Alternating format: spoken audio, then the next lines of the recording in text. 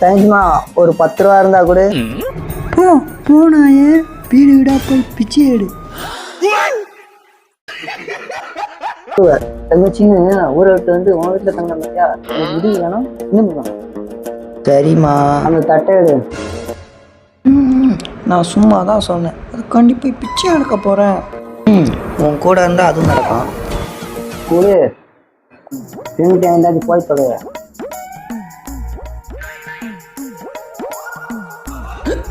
இன்னும் விட்ட தண்ணி விட்ட வேற ஏதாச்சும் சொல்லுவாள். இது என்ன தண்ணி?